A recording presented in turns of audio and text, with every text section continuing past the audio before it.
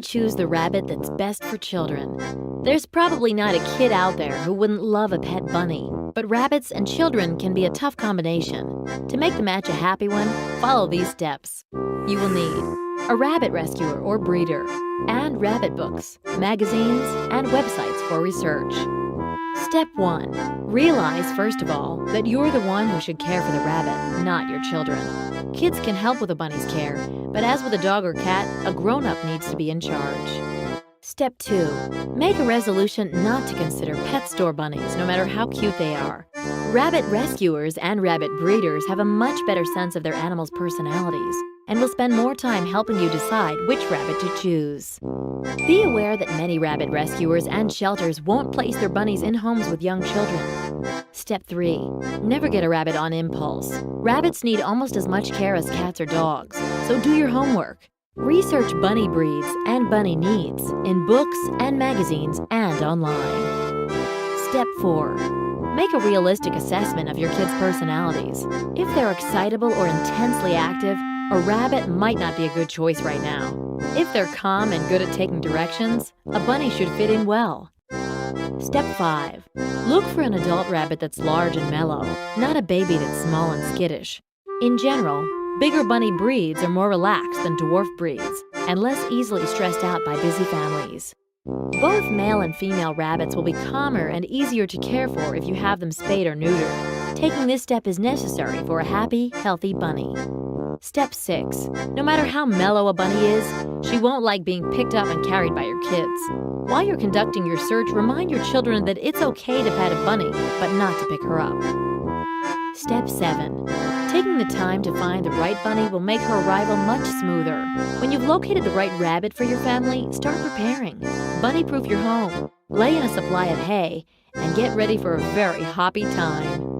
Did you know, in addition to being easy to housebreak, rabbits can be trained to come when you call, to fetch objects that you throw, and even to play tag.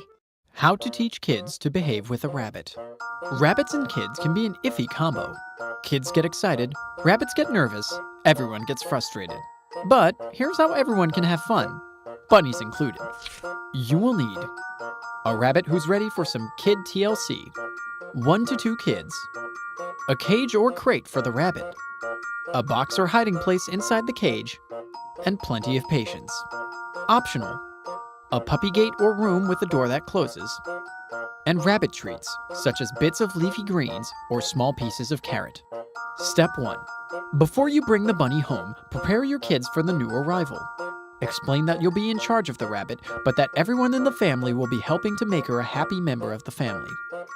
Rabbit care books, magazines, and websites all have tips for helping children and rabbits get along.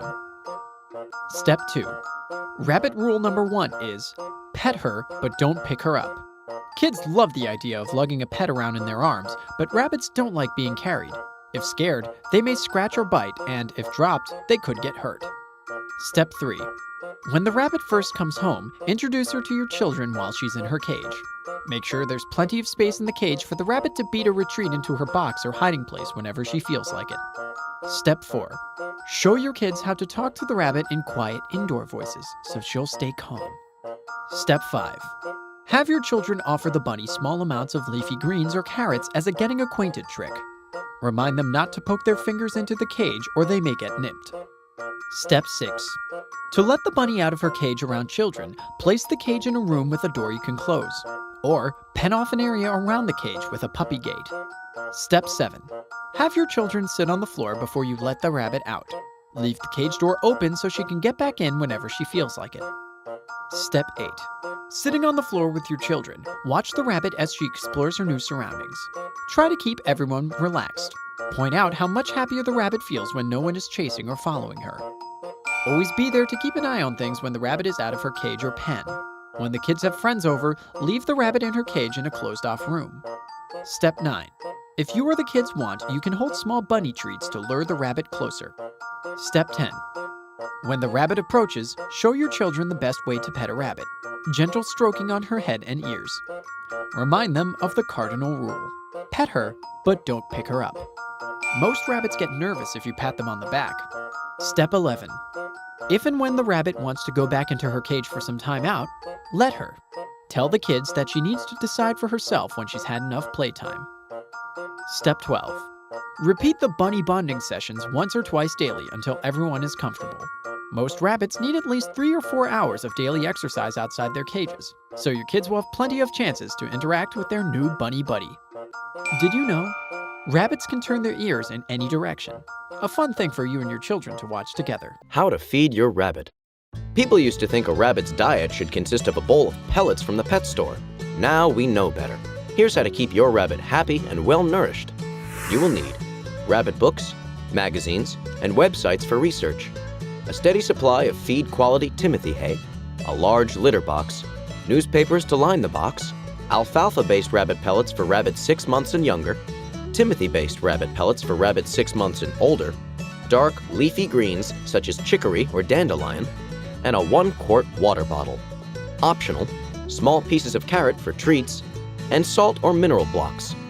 Step 1. Before you bring your rabbit home, research his nutritional needs, along with all his other needs, of course.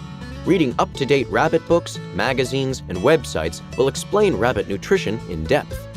Steer clear of books and websites produced by rabbit breeders. They're most concerned with how to make rabbits grow as fast as possible, not how to keep them as healthy as possible. Step 2. The staple of a rabbit's diet should be as much clean, high-quality Timothy hay as your bunny can put away. Rabbits can't overfeed on hay, which is best for their tummies, their teeth, and their health. Your best bet will be to buy your Timothy in flakes, half bales, or full bales. The small bags of hay you can find at most pet stores tend to be very expensive and aren't always fresh.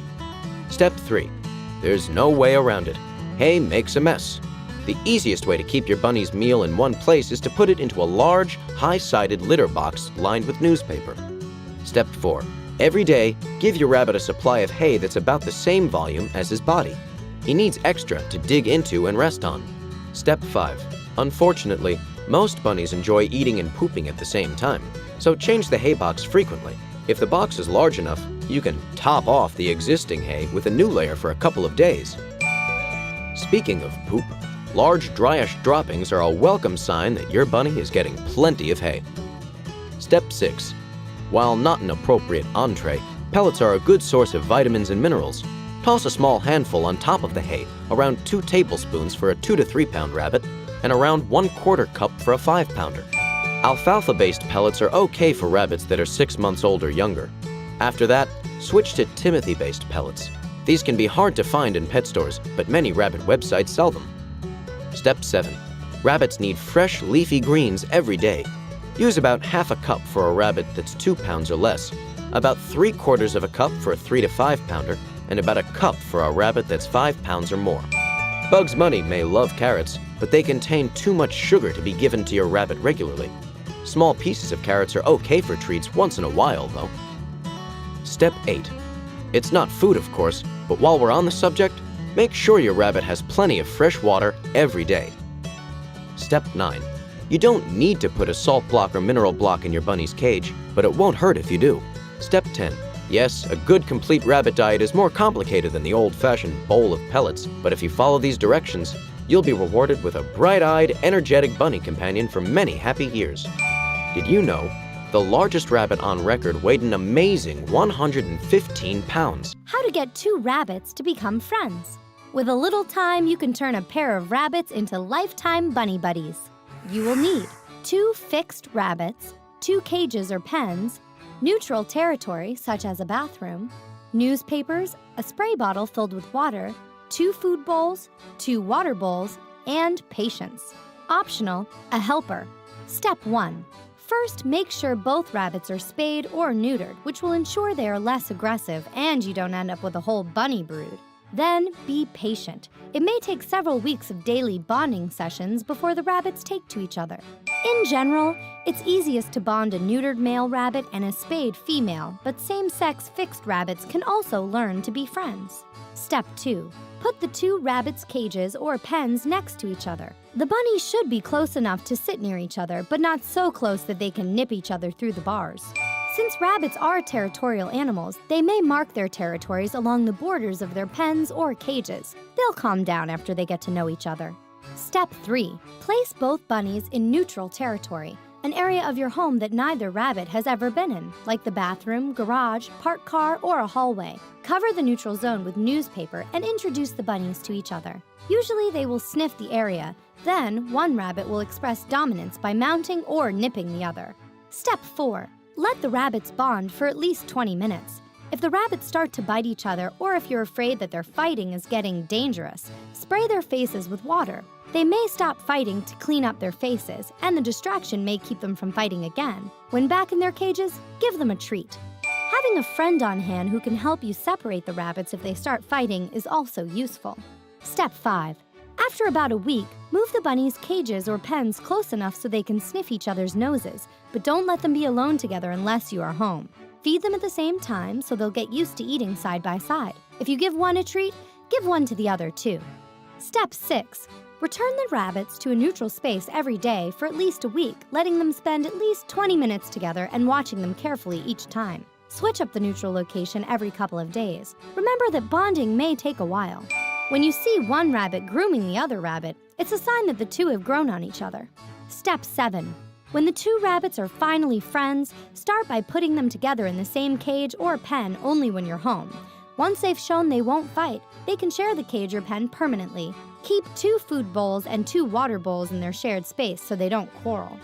Did you know? Many rabbit owners have observed that sick rabbits recover faster if they're allowed to stay with a bonded companion, even at the animal hospital. How to give medication to a rabbit. Just like the rest of us, rabbits will take medicine more easily if it tastes good. But if you're stuck with the old-fashioned bad-tasting kind, here's how to make the medicine go down. You will need an eyedropper or medicine syringe, a towel, a chair, stool, or bench to sit on, and a tiny bunny treat, like a raisin or piece of apple. Optional, a small quantity of mashed banana or applesauce. Step 1. Have the correct measured dose of medicine ready in an eyedropper or medicine syringe. Some bunny owners like to coat the filled eyedropper or syringe with mashed banana or applesauce once it's filled. This means a nice taste for the bunny, on the outside of the syringe at least. Step 2. Stash an after-medication treat, like a raisin or a small piece of apple, in a convenient spot so you can get to it as soon as you're done. Many pet medications must be shaken before they're used. Check the label on the bottle to be sure. Step 3.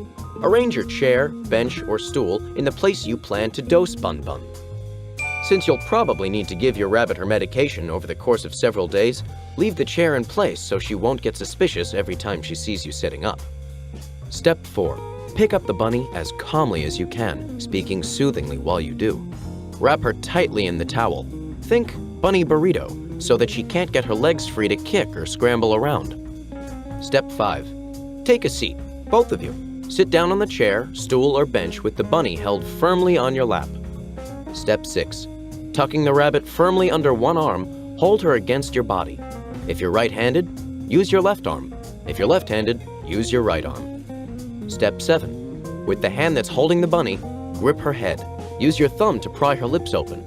Keep holding her against your body so she won't be able to back away from the medicine.